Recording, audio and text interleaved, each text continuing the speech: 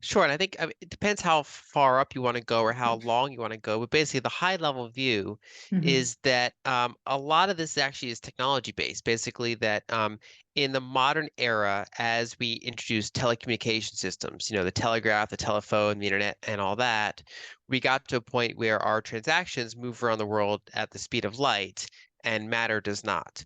And so we used to base our money on gold and various ways to move around gold, either legally or sometimes physically. But in the past 50 plus years, we've completely decoupled from that. And so we exist in a world where there's 160 different currencies, roughly speaking, and they all kind of have their own centralized central bank bubble and capital controls kind of around their borders. And they loosely tie together with their world reserve currency. So in the prior era, they partially tied together through Britain's currency, basically centralizing around London. And in the current era, they tie together around the Federal Reserve in New York. And so the global financial system is in some way a barter system. If say Nigeria and Korea want to do a transaction, the challenge is what do they denominate that unit in? And for the most part, it tends to be dollars, and both central banks will generally hold dollar-denominated assets. And the problem I think we're running into in the modern time is that after decades of the system, it's built up very large imbalances. And a couple of those main ones are one is the trade imbalances and the net international investment position imbalances. So, in order to supply the world with dollars, the United States has run structural trade deficits. This is kind of a feedback loop that materializes in the system. And so it results in a lot of dollars getting out into the rest of the world, and then the rest of the world takes those dollars and then buys US assets with them. So they buy our stocks, they buy our debt, they buy our real estate, they buy our private equity. And so we end up having a large and larger percentage of our capital stock owned by the foreign sector. That's one kind of imbalance that keeps building. And the other one is that public debts around the world have gotten to very high levels. So Japan's obviously at the forefront of that, but then when you look across Europe, you look at the United States, many countries around the world, they've built up very large public debts, and so they're running into more imbalances on that end as well. They risk running into a fiscal spiral, which is to say that the interest expense on their public debt starts to become untenable. And I think the main pivot point we reached was in the past decade or so, right? So, for example, for 40 years, you had in the United States rising public debt as a percentage of GDP, but it was offset by structurally falling interest rates. And so the interest expense, as both in absolute terms and especially as a percentage of GDP, was not particularly problematic in the acute sense. But after we got down to zero rates and kind of bounced off zero, and now we're going sideways to up, um, that is no longer offsetting the rising public debt. And so actually, we're getting to the point where interest expense is actually becoming a very meaningful problem. And so that's kind of where the world faces itself fiscally, monetarily, and obviously there's a lot of directions we can go from that point. Excellent overview. Thank you so much. I definitely want to start with debt.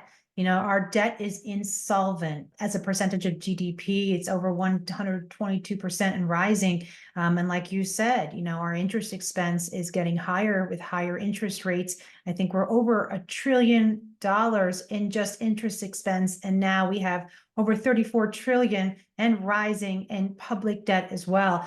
How much further can they kick this can, Lynn? Everyone seems to think, oh, it's unsustainable. People know it's unsustainable, but some think, oh, it's going to end this year. Something bad's going to happen. But it seems like it can go on much longer than many people realize. What do you think? So it depends on what starting point you look at. I mean, fascinating, the national debt clock went up in the United States in the late 1980s. One of the most successful independent presidential campaigns in modern history was Ross Perot, who ran largely on the debt and deficit. That was in the early 90s.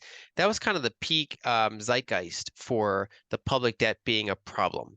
Um, but that was also roughly when globalization accelerated. So China connected to the rest of the world, started becoming a cheap manufacturing hub, connecting a lot of labor to Western capital. The Soviet Union fell, and all those borders and trade routes opened up until fairly recently. And so you had kind of 30 years of globalization, which was disinflationary. along with the internet and technologies and things like that. And so we kind of ushered in this era of falling interest rates. And so a lot of people that were concerned around the acuteness of the public debt back then were a few decades early. And so I think now a lot of people have gotten into their view that debts don't really matter, that it can always be pushed away. And I think that's generally the wrong lesson to have learned there because we no longer have these structurally falling interest rates that they started with back then. Now we have, like you said, well over 100% debt to GDP, and we no longer have a structurally falling interest rate to offset some of that. Instead, I think the main kind of offset or variable to monitor in terms of timing is kind of the overall energy and productivity side, right? So if you have um, large deficits, ongoing currency debasement, for example, that might or might not show up in CPI inflation depending on what else is happening. If if we're, building a lot of new energy production, if AI is making things way cheaper, for example, if there's all these kind of offsets, these better productivity, better energy resources, better kind of usage of every dollar, then you can get that offset where there's more dollars, but things still are not rising too much on average. However, if you get energy shortages, if AI does not give the rapid productivity growth that some of the bulls think, then you don't have those offsets. And I think that's the biggest variable to probably monitor is what is going to be like the magnitude of those offsets over, say, the next 5, 10, 15 years versus the rate of fiscal spiral and debasement that's happening on the other side of the equation. I tend to lean towards, I think AI is going to be a deflationary force on certain types of wages, especially white collar wages. But I'm not as I think the energy section is where we could have some material kind of cost increases. Maybe not the next 12 months, but as we get further into this decade, I think that's a realistic concern. Great points there. Thank you so much for that. When we talk about this public debt, it's always a burden on the people, adds to taxation and further fuels inflation and leads to monetary destruction, or actually further monetary destruction. Our purchasing power has been on a steady decline. When I pull up the Fred chart since the 1950s, you just see a steady decline. Unfortunately, CPI underrepresents the true decline in purchasing power. And in my opinion, we need to look at other alternative forms like shadow inflation. And then you look at truflation, the compounded aggregate inflation, which is in the 20%. So I want to go into your tweet that you put out today. You have excellent tweets. I love this. You say we are in an era where fiscal deficits are structurally larger than the rate of bank lending and are set to grow. And so fiscal details tend to matter more than monetary ones. Could you just explain your thinking behind that so everyone can understand the importance of this fiscal?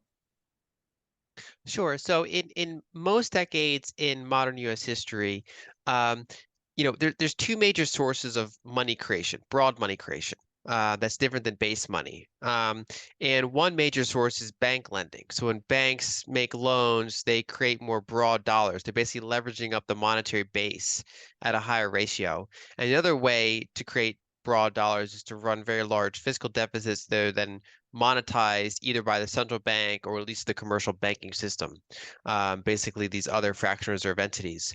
And during, for example, the 1970s, even though the United States was running fiscal deficits, the most of the money creation was coming actually from bank lending. And that's because the baby boomer generation was entering their home buying years. So they started being born in the late 1940s, and so by say the early 70s, they were entering, 25 years old, and they were starting to do household formation, and that's a period of greater credit utilization. And so largely due to demographics, you had a bulge of credit growth.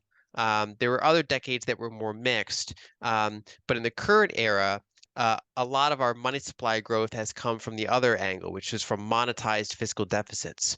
So it's not that bank lending is excessive, it's fairly muted. Instead, it's very large structural deficits that are not right now, but in the grand scheme of things, generally supported by the central bank or the commercial banking system. And that's where a lot of the inflationary pressures and the money supply growth comes from.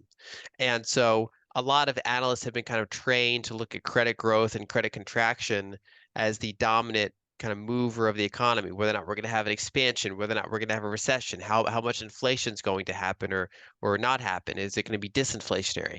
A lot of that has historically been driven by credit growth, but instead we've kind of gotten past that, and now it's more about the fiscal side. And the last time that the United States was in a similar position was in the 1940s. And so during that whole era, coming out of the Great Depression and fighting world wars, we had very high inflation, we had very high money supply growth. But if you look at bank lending, that was not where it was coming from. It was coming instead from the obvious source, which was large monetized fiscal deficits, which were going to support the war. But then more broadly, they were, you're on one hand you're fighting a war, but on the other hand, what you're doing is you're building manufacturing facilities. You're hiring people to work in those. You're when the GIs came back from combat, they would pay their tuition to go to, training, right? This is a lot of it was actually spent domestically.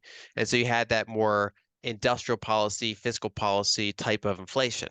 And so we're kind of in a similar situation now, with the difference being the types of things we're spending on. Instead of a young population, we have on average a more aged population. And so a lot of the ongoing fiscal support is things like Social Security, things like Medicare, things like still defense spending, obviously, and then for a period of time we had stimulus checks, we had PPP loans that turn into grants, which were another type of stimulus check, and so all of this has essentially been accumulated fiscal on the economy, which is the bulk of where the money supply growth has been coming from in recent years.